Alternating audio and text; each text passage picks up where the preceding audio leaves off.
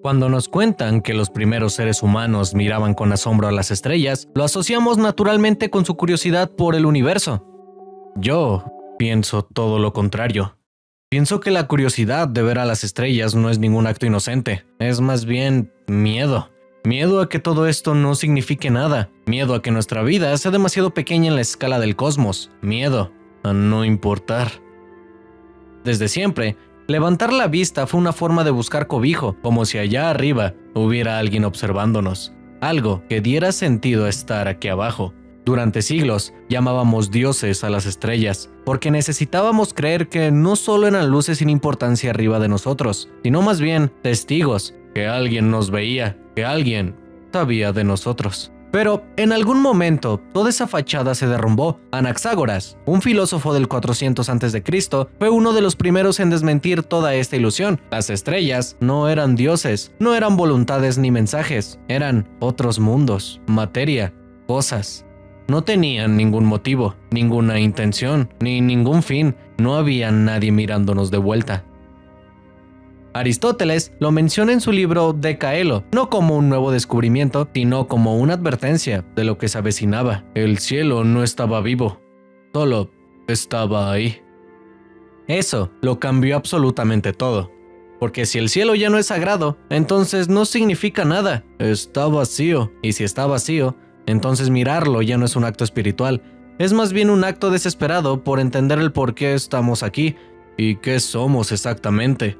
Carl Sagan lo diría siglos después en Cosmos, un viaje personal. Somos polvo de estrellas. Because the cosmos is also within us. We're made of star stuff. We are a way for the cosmos to know itself. Somos el medio por el cual el cosmos te observa a sí mismo. Somos solamente una partícula viajando en el vacío, esperando encontrar algo que nos confirme que no somos un accidente aislado, que hay una explicación para nuestra estancia en este frío y solitario universo. Pero aquí radica el problema, porque entre más entendemos al cielo, al cosmos, al universo en sí mismo, menos consuelo nos ofrece. Ya no vemos dioses, vemos distancias imposibles, barreras ilógicas que jamás vamos a poder romper, y en síntesis, ya no vemos ningún propósito para nuestra existencia. Vemos espacio frío, vacío. Mirar al cielo dejó de ser una pregunta curiosa de unos cavernícolas hace miles de años y se convirtió en una pregunta incómoda. Si todo eso existe sin necesitarnos, ¿qué tan importantes somos en realidad? Y desde ese momento, desde que el cielo dejó de ser sagrado y pasó a ser solamente inmenso y aterrador, empezó en nosotros un vacío que no hemos podido llenar. Nuestro asombro no nació de querer saber más, sino del terror de no importar en absoluto. Y cuando comprendes que no hay nadie en el cielo mirándonos de vuelta, que el universo no nos responde y que no solo nunca lo hizo, sino que no tenía la intención de hacerlo, la única conclusión posible para llenar nuestra inquietud nos golpea como un escalofrío a medianoche. Estamos solos.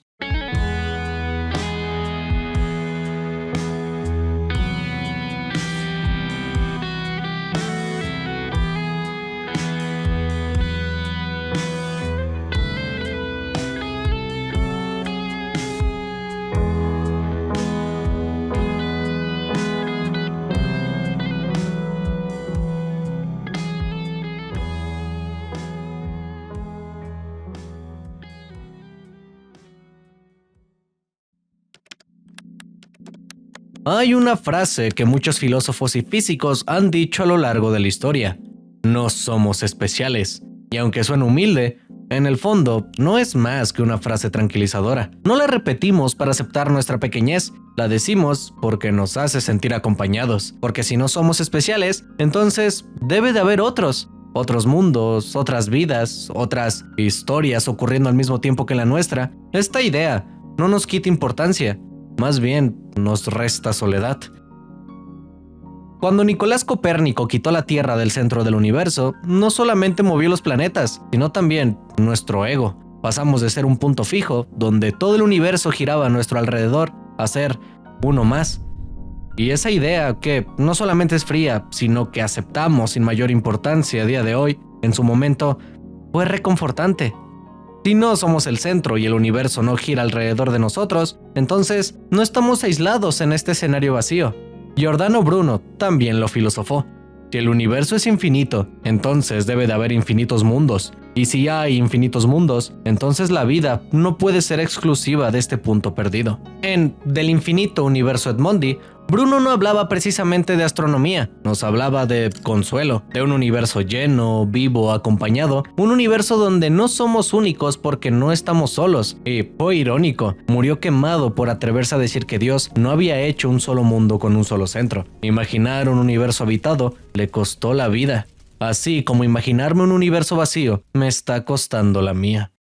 Siglos después, Stephen Hawking retomó esta idea, pero desde la física moderna. En A Brief History of Time, nos explicó un universo vasto, antiguo, regido por leyes impersonales, donde la Tierra no ocupa ningún lugar privilegiado, y aún así, incluso ahí, persiste nuestra esperanza. Pues si no somos especiales, si somos uno más entre muchos, entonces debe de haber otros como nosotros, ¿verdad?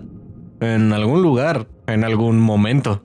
Pero esa es la trampa. Decir que no somos especiales no se trata de ser realistas, sino más bien de evitar una posibilidad incómoda. Que no seamos especiales y aún así estemos solos. Que el universo no nos haya puesto en el centro, no porque esté lleno de vida, sino porque no pone a nadie en el centro. Que nuestra falta de importancia no venga acompañada de compañía, sino de indiferencia. Y esa idea, a diferencia de la anterior, no me reconforta en absoluto.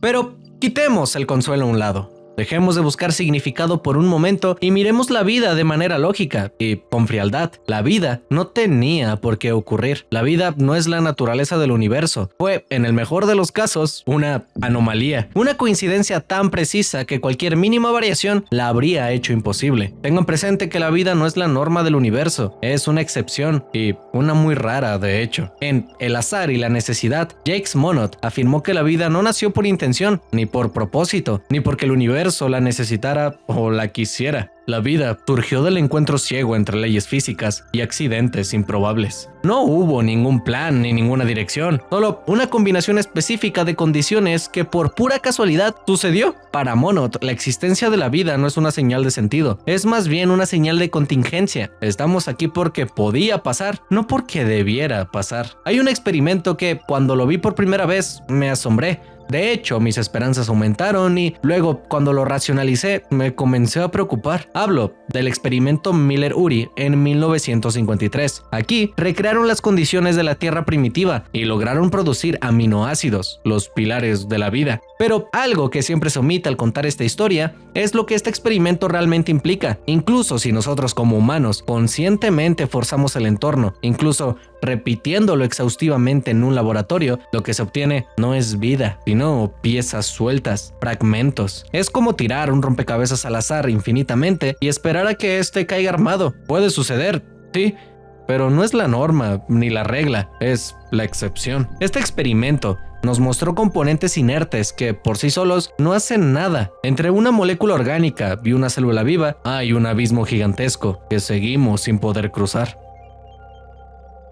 De hecho, hagamos unos cálculos rápidos. Para que la vida exista no basta con que haya un planeta y ya. Hablamos de una cadena absurda, no de requisitos, sino más bien de coincidencias. Y si una sola falla, no hay nada. Necesitamos una estrella estable, pero no cualquiera que ves en el cielo. Debe vivir miles de millones de años sin explotar ni variar demasiado su energía. De todo el universo observable, del 5 al 10% cumplen estas condiciones. Después, necesitamos un planeta rocoso, forzosamente, a una distancia específica de la estrella. Incluso si somos optimistas, esto reduce las probabilidades a 1 de cada 100 planetas alrededor de estas estrellas. Pero ese es solo el escenario, nos faltan los actores. Necesitamos agua líquida, estable durante miles de millones de años. No basta con que el planeta tenga agua, necesitamos que no se evapore ni se congele en muchos años. Luego, necesitamos una química muy específica: carbono, hidrógeno, oxígeno, nitrógeno, fósforo y azufre en proporciones adecuadas y específicas. Y no todos los planetas rocosos los tienen. Pero seamos optimistas, veamos el lado bueno. Supongamos que todo esto ocurre. Aún así, no hay vida. Necesitamos que las moléculas simples se organicen solas en estructuras complejas. El experimento Miller-Urey nos mostró aminoácidos, eso es evidente, pero eso es solo el inicio. El salto de moléculas a algo que se replica a sí mismo sigue siendo una pregunta para la que no tenemos respuesta. Se estima que la posibilidad para para que una sola molécula replicante funcional aparezca, solo una, en nuestro escenario hipotético, es de 1 entre 10.000 undecillones y 1 entre un Google. Son números tan grandes que, a efectos prácticos, rozan lo imposible. Pero supongamos que ocurre. Veamos el lado bueno. Si este milagro sucede, aún así no basta. Esta estructura tiene que sobrevivir en un ambiente hostil, radiación, impactos de meteoritos, cambios químicos y climatológicos y, sobre todo, debe replicarse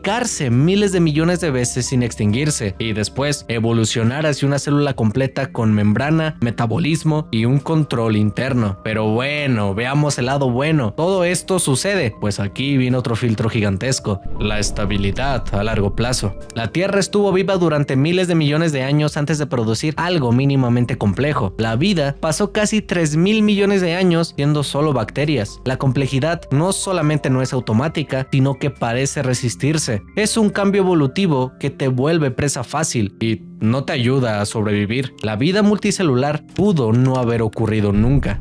Y finalmente, si todo esto sucede, tiene que aparecer la conciencia, algo que ni siquiera sabemos definir bien. Tenemos la escala de Glasgow, sí, pero eso solo la mide, no nos dice cómo replicarla. Cerebros, lenguaje, memoria, abstracción, no hay ninguna ley física que obligue a la vida a pensar. Podría haber sido solo bioquímica ciega hasta el final del planeta o de nuestra estrella. Que haya aparecido una sola especie capaz de preguntarse por su origen es otra improbabilidad sobre una cadena ya imposible. Cuando juntamos todo esto, no tenemos una probabilidad pequeña, obtienes algo que se aproxima peligrosamente al cero. Y lo más inquietante es que el tamaño del universo no arregla el problema. Conocemos al menos 10.000 trillones de estrellas, pero esto no garantiza nada, cuando cada paso depende de probabilidades tan extremas que rozan lo absurdo. Repetir un proceso imposible millones de veces no lo vuelve probable, solo vuelve más extraño que haya ocurrido una sola vez. Arrojar un jarrón roto y esperar a que éste se arme al caer es igual de probable a que tú y yo estemos aquí, pues la vida no es algo que el universo hace con frecuencia, es un accidente estadístico raro, tan raro que ni un universo gigantesco puede repetirlo fácilmente. Y es entonces cuando ya no nos tenemos que preguntar si hay vida allá afuera, sino más bien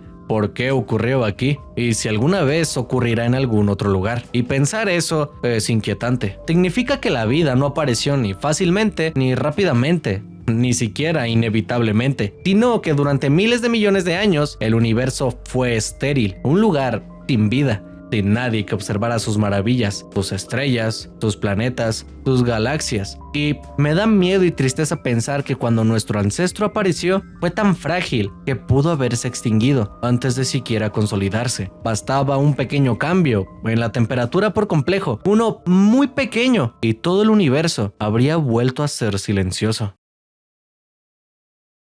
Pasamos de ver a la vida como lo natural y ahora la conocemos como una rareza incómoda, algo que ocurrió una vez contra toda probabilidad y que no necesariamente tiene por qué repetirse. Y sí, si la vida es prácticamente imposible, la vida consciente, capaz de pensar, de ver a las estrellas y de estar escribiendo un video sobre la soledad espacial, te vuelve una improbabilidad sobre otra improbabilidad. Yo soy un milagro. Y tú eres otro. Somos una cadena de milagros que nunca debió pasar. Supongo que por eso me aferro tanto a la idea de que debe de haber vida por todas partes, porque aceptar que existimos por puro azar implica aceptar que nada garantiza que esto haya ocurrido en cualquier lugar, lejano, cercano, en cualquiera, que el universo pudo nunca haber tenido vida y que si de por sí me da escalofríos pensar en la inmensidad del cosmos, en lo enorme y aterrador que es, me da aún más miedo pensar en el cosmos vacío, sin nadie observando, sin nadie siendo testigo, solamente el universo viajando en soledad hasta el fin de los tiempos.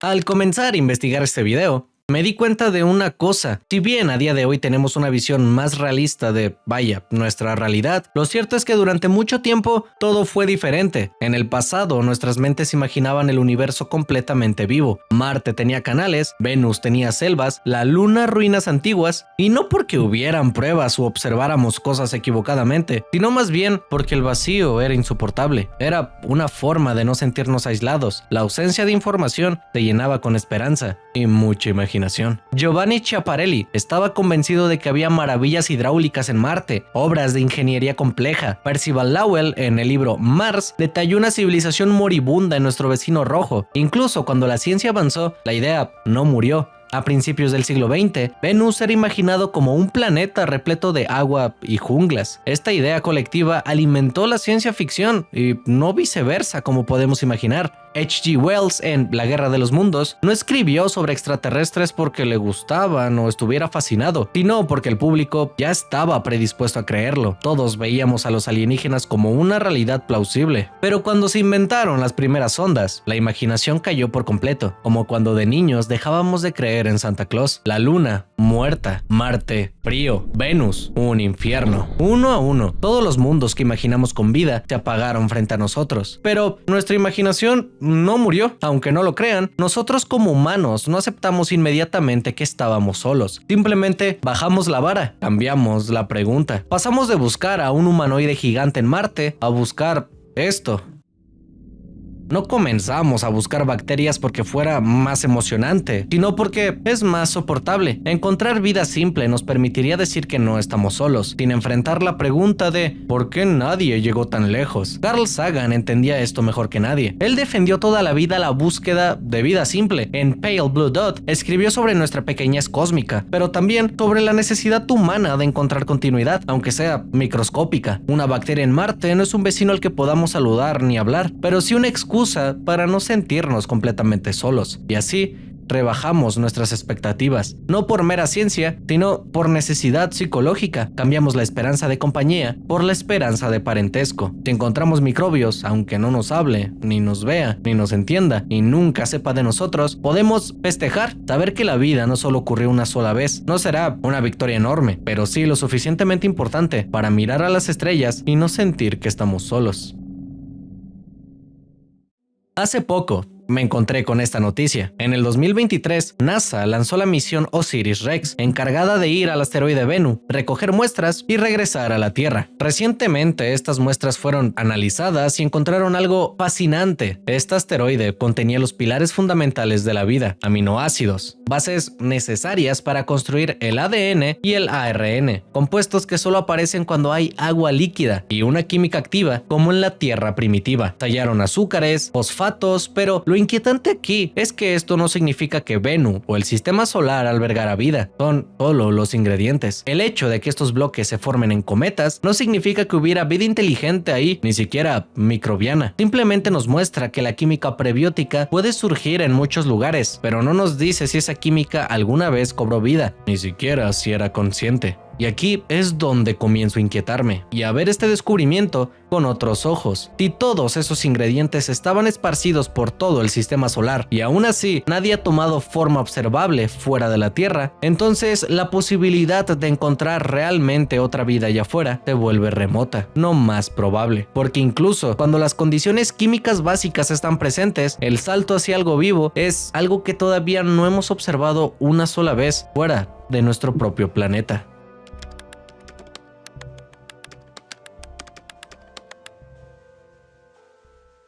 Durante siglos, imaginar otros mundos era inevitable. Kepler pensaba que un universo regido por leyes tan precisas no podía existir solo para nosotros. Soñó con planetas habitados porque no había otra alternativa. Si había un orden, agua y tierra, debía haber vida. Si había tantos cielos, debía haber alguien mirando desde ellos. Hoy sabemos mucho más de Kepler. El NASA Exoplanet Archive nos ha confirmado la existencia de miles de exoplanetas reales, mundos que orbitan otras estrellas, algunos rocosos, otros gigantes, varios dentro de zonas donde el agua podría existir, y esto nos alentó un poco, pues misiones como Kepler o Gaia nos enseñaron que los planetas no son raros, de hecho son comunes. Diría mi madre, levantas una piedra y salen 30 dentistas, pues el universo parece similar, levantas la mirada y salen miles de millones de planetas. La mayoría de estrellas tienen al menos uno. Nuestro universo se encuentra lleno de millones de escenarios posibles y aún así no hay actores. Ninguna señal, ningún mensaje, ninguna prueba inequívoca de actividad inteligente. Tenemos mapas cada día más detallados del cosmos, pero ningún rastro de que alguien lo haya habitado antes que nosotros. Es como descubrir una ciudad inmensa en Marte, hecha a la medida, perfectamente construida, con carreteras, habitaciones, muebles, vehículos, y recorrerla sabiendo que nunca nadie la habitó.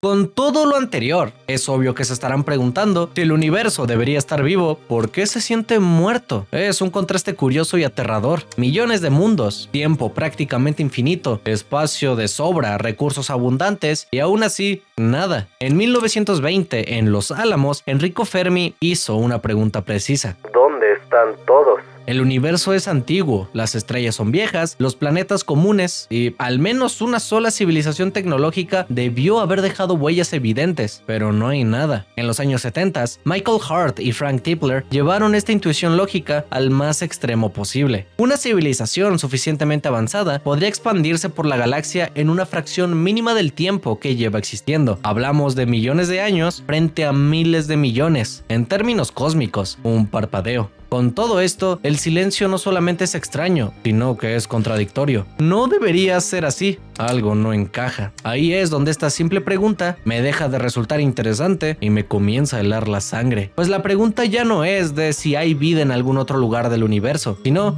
del por qué no vemos ninguna señal. No vemos imperios galácticos, no vemos guerras, ruinas antiguas, tecnologías avanzadas, errores. El universo no parece un lugar donde pasen cosas, más bien un lugar donde nunca pasó nada. No estamos ante una falta de datos, no es que no nos lleguen sondas o mensajes por radio, es que no hay sondas ni mensajes de radio. Cuando miras un universo que debería estar lleno de actividad, pero se presenta completamente en silencio, la posibilidad más perturbadora comienza a tomar forma. No es que estemos llegando temprano a la historia del universo, o que estemos llegando en el medio, sino que tal vez no hay ninguna historia que contar, y que ese silencio no sea un misterio que se va a resolver mañana, sino que ese silencio es la respuesta más clara que jamás recibiremos.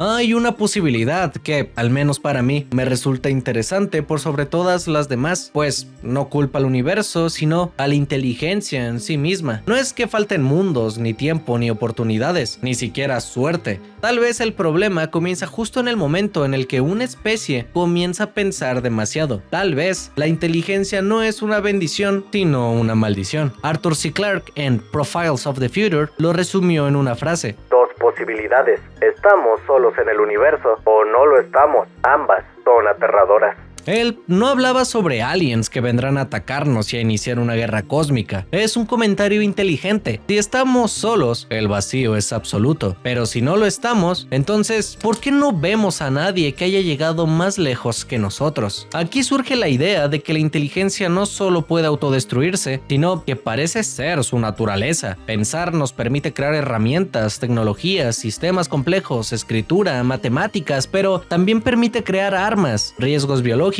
pero sobre todo errores. Una especie suficientemente inteligente es capaz de modificar su entorno a una velocidad mayor que su capacidad para entender las consecuencias. Véase la revolución industrial, por ejemplo, el uso del radio para cosméticos al inicio, en la leche con azúcar, no manches, las armas nucleares, o quizás estemos al principio en lo que la inteligencia artificial puede significar. Eso no es una ventaja evolutiva a largo plazo, es una carrera contra el tiempo. Nick Bostrom desarrolló esta idea. Habló sobre los riesgos existenciales, amenazas creadas por la propia inteligencia que pueden acabar con una civilización, inteligencia artificial, armas nucleares, colapsos ecológicos, biotecnología fuera de control. No son escenarios de ciencia ficción, son posibilidades reales que surgen precisamente cuando una excepción alcanza cierto nivel de desarrollo. El problema no es que la materia cree vida y que la vida piense, es que la vida sobreviva después de hacerlo. Analizando esto, el silencio del universo universo deja de ser extraño y comienza a tener sentido. Quizás muchas civilizaciones alcanzan la inteligencia y ahí se detienen, no porque alguien las destruya, sino porque cruzan un umbral del que no saben volver. Se vuelven demasiado poderosas para su propia estabilidad, demasiado conscientes como para durar. No vemos imperios galácticos porque nadie logró sostenerse el tiempo suficiente como para construirlos. No hay señales antiguas porque la inteligencia, lejos de garantizar supervivencia, garantiza autodestrucción. No vemos civilizaciones avanzadas porque no existen civilizaciones avanzadas. Todas mueren jóvenes. Y lo inquietante de esto no es pensar que ya sucedió en otros mundos, sino que nosotros estamos observando el panorama sin saber siquiera si seremos la excepción o el siguiente intento fallido en un universo repleto de cadáveres inteligentes.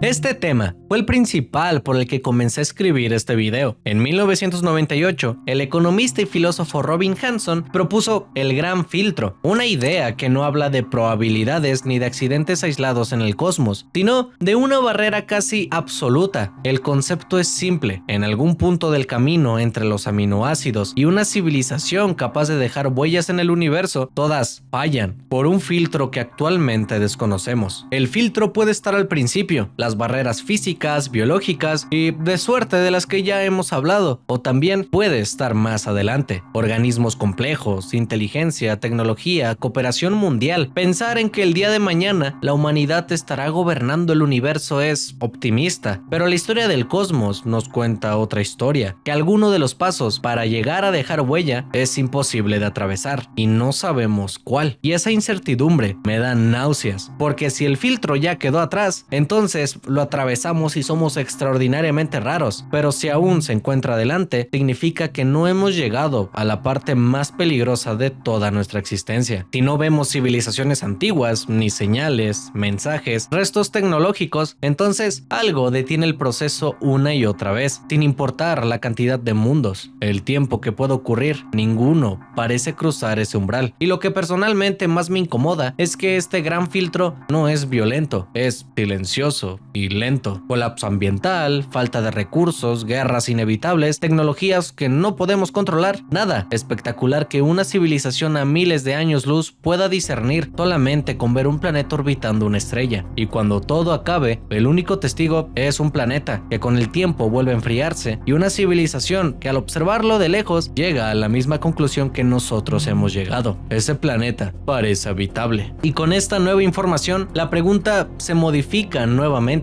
Ya no me encuentro preguntándome dónde están los demás, sino más bien en qué parte del camino nos encontramos nosotros. Si ya sobrevivimos a lo improbable, guerras nucleares, la evolución compleja, o si apenas estamos llegando al punto donde todos se detienen. Después de todo, si cambiamos nuestra filosofía y suponemos que el universo crea vida a propósito como si fuera su único fin, entonces este fracasa una y otra vez. Y el hecho de que tú y yo estemos aquí preguntándonos por qué no hay nadie más, no significa que somos afortunados ni que hayamos ganado, sino más bien que estamos llegando a la parte más difícil del camino.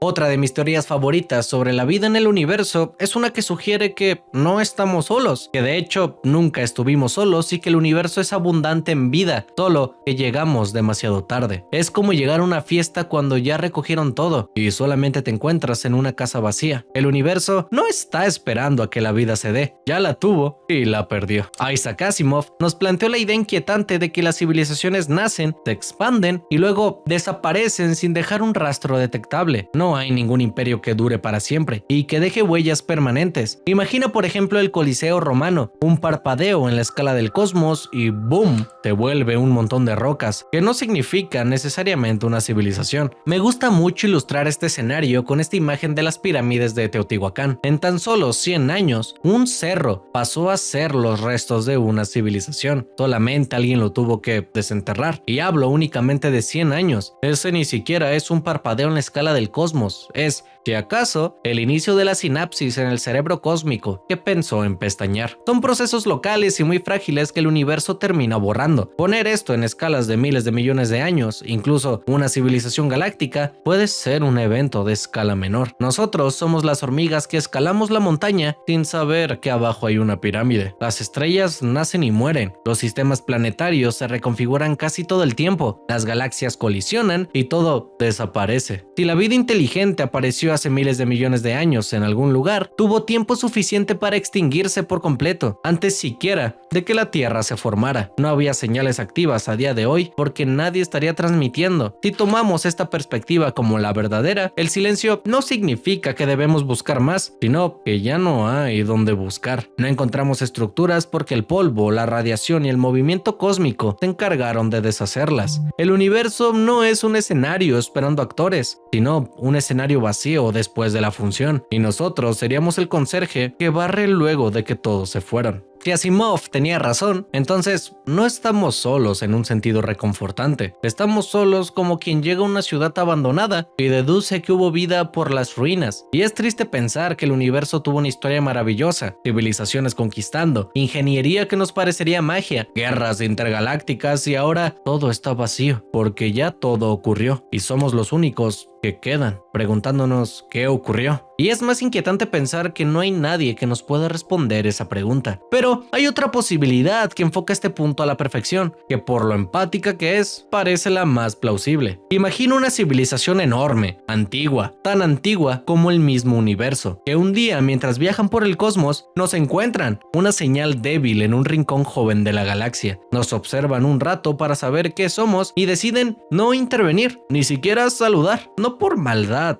ni por recursos. El universo los tiene de sobra, ni siquiera por desprecio o por considerarnos inferiores, sino por algo más frío. Desde la perspectiva de ellos, nosotros somos un proceso natural, como cuando vemos a un video de un león atacando a una cebra y pensamos, ¿por qué el que graba no hace nada? Es el ciclo de la naturaleza, no podemos intervenir. Y así nos alejamos del león, como ellos se alejan de nosotros. No nos usarían como atracción turística porque no sería como ir a un zoológico, sería como observar hormigas, creyendo que en algún punto ellas podrían hablar con nosotros. Tal vez así nos miran, como una civilización joven, frágil, atravesando su propio filtro, jugando con fuerzas que apenas si comprendemos, y en lugar de ayudarnos, siguen su camino. No porque no puedan salvarnos, sino porque hacerlo sería romper una regla que nosotros aprendimos desde que somos niños. No interrumpas a la naturaleza, no la alteres, solo obsérvala y deja que ocurra. Si eso es cierto, entonces el silencio que percibimos no es vacío, es distancia, es antigüedad. Es una diferencia tan grande entre ellos y nosotros que ya ni siquiera compartimos el mismo nivel de realidad. Y el universo, lejos de estar deshabitado, podría estar lleno de testigos que deciden no hablar, porque para ellos lo que nos ocurra es tan natural como una presa cayendo en las garras de un depredador. Aún con todo, me surge la duda de si realmente estamos haciendo la pregunta correcta. Tal vez el error humano es esperar señales o asumir que no las recibíamos porque no habíamos buscado lo suficiente. Jean-Paul Sartre nos menciona que el universo en su naturaleza no es hostil, mucho menos benévolo, es indiferente con nosotros. No responde porque no tiene que hacerlo. La indiferencia es la naturaleza más grande del cosmos. Durante décadas, el SETI Institute ha escuchado con paciencia el cosmos, antenas apuntando al cielo, expertos 24/7 tratando de diferenciar interferencias de señales, algoritmos filtrando el ruido, no una, sino varias generaciones de científicos, esperando una anomalía lo suficientemente interesante como para pensar que fue hecha por civilizaciones inteligentes en el cosmos. Y el resultado, año tras año, década tras década, siempre es el mismo. Nada, no un casi, ni un tal vez, simplemente silencio. No es una falta de datos, sino la repetición del mismo resultado año tras año. Aquí es donde el silencio deja de ser una falta de evidencias y se vuelve la evidencia. En la ciencia, cuando un experimento falla una vez, se repite, pero cuando falla 1000 veces bajo condiciones distintas, es ahí cuando el experimento nos comienza a comunicar algo. No hemos perdido ni una sola oportunidad para escuchar, pero el universo desperdicia todas las que ha tenido para hablarnos. Tiempo hay de sobra, el espacio es infinito. El silencio no es la ausencia de datos, es el dato. Quizá lo más difícil de aceptar es que este silencio nunca va a romperse, que no estamos a punto de descubrir la señal correcta ni el mensaje oculto, ni siquiera nos vamos a dar cuenta de que estamos apuntando en la dirección equivocada. La respuesta ya la hemos obtenido. No hay nadie allá afuera hablando. El universo nos escuchó y eligió no responder. No porque no pudiera, sino porque nunca estuvo obligado a hacerlo. Esta es la única respuesta que vamos a encontrar. Así apuntemos millones de telescopios en todas las rutas posibles, no habrá ni uno que se encuentre con un resultado extraordinario. Quizás pensar demasiado es el problema. Quizás la inteligencia, lejos de ser la cima de la evolución, es un error fatal. Friedrich Nietzsche nos lo dijo cuando describió la conciencia como una especie de enfermedad animal, una capacidad que nos separa de la vida simple y funcional y nos condena a la duda, al exceso de reflexión y a la insatisfacción constante. A un antílope no le importa que nadie sepa de él, pero a mí me pesa, y tú me estás oyendo, cuando fácilmente puedes irte a comer, acostarte y dormir por el resto del día. La inteligencia quizá es un arma de doble filo para la vida en el universo. Nietzsche nos lo menciona en La Gaia Ciencia, que la lucidez no es la salvación, sino que es una carga. Pensar nos permite anticipar el futuro, pero también tenerle miedo, preocuparnos, tener ansiedad y no vivir de manera placentera el hoy, pues nos preocupamos por el mañana. Nos permite pensar, sí, pero también nos permite destruir nuestra felicidad. A diferencia de otros organismos, ya no luchamos para sobrevivir, no tenemos que cazar ni preocuparnos por el frío, sino que cuestionamos el por qué lo hacemos, el por qué sobrevivimos.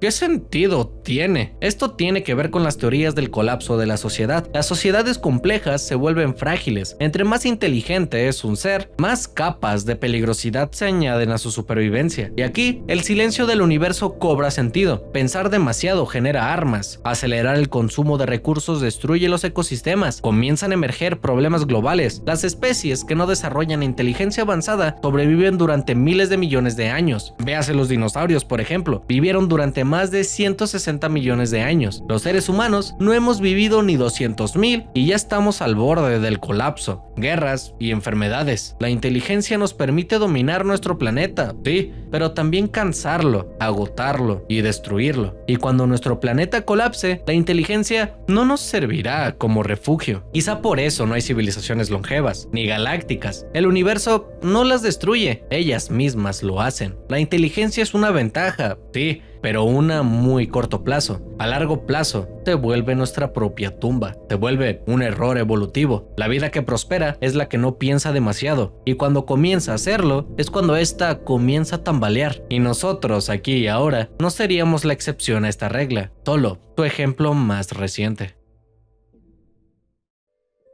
Al final, todas las rutas, teorías, divagaciones que podamos hacer nos conducen al mismo lugar. No importa si miramos al origen de la vida, a la inteligencia, al tiempo, a las estrellas lejanas, no hay ningún testigo.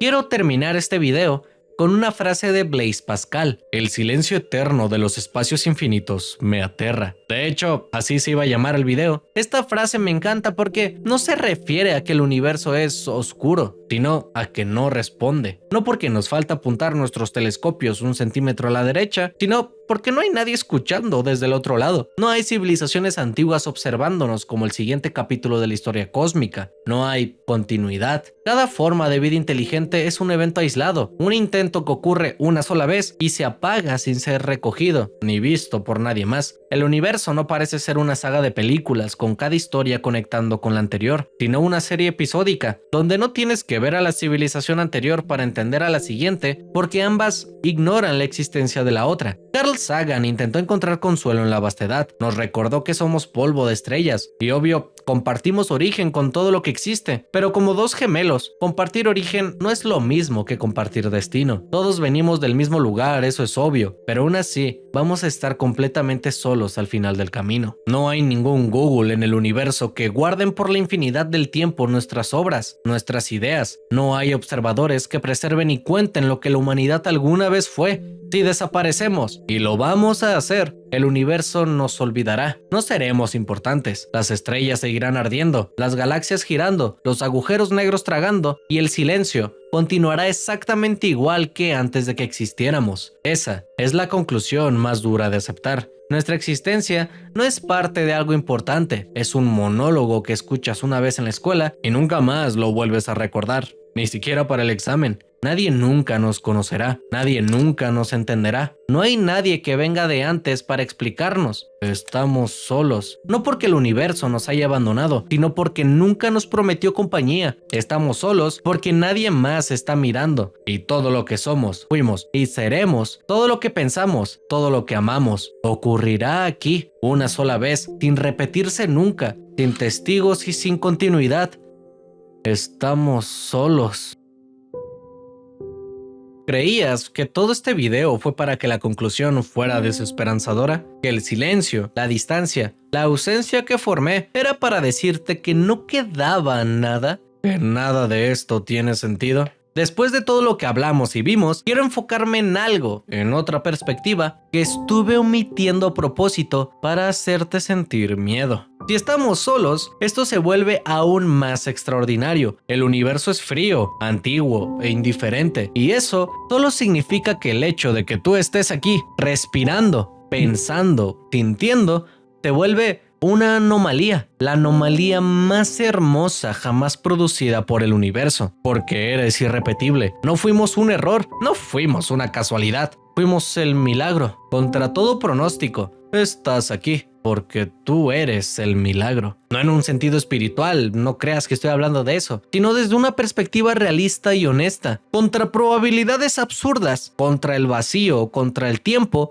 estás vivo. Eres un conjunto de átomos que aprendió a recordar, a amar, a preguntarse cosas. Eso no es un acto de pequeñez en la escala del cosmos. Es gigantesco, porque somos irrepetibles. Patear una piedra, reírte de algo estúpido, besar a alguien, levantarte de la cama cuando no querías, todo eso, para el universo, es algo que casi nunca ocurre y que cuando lo hace, es irrepetible. Porque no hay dos Juli, ni dos Lord Diego, ni dos Azumacuga 2, ni dos Bella Medina, ni dos Estela Amada. No hay dos tus, y durante la infinidad del cosmos nunca lo sabrá. En un cosmos donde no hay nadie más mirando, cada gesto humano se vuelve irrepetible, no porque alguien lo observe, sino porque no hay reemplazo, no hay copia ni segunda oportunidad en todo el universo para que tú vuelvas a aparecer. Y sí, me refiero a todo tipo de actos, por más mínimo que sea. Cualquier cosa se vuelve un milagro solo por existir. La pregunta ya no es si estamos solos, la pregunta es, ¿qué harás con este milagro? Porque si nadie más vino, si no hay testigos, si no hay herederos ni alguien que hable por la eternidad sobre nosotros, entonces todo el significado de estar vivos depende únicamente de ti y de mí, de lo que hacemos aquí,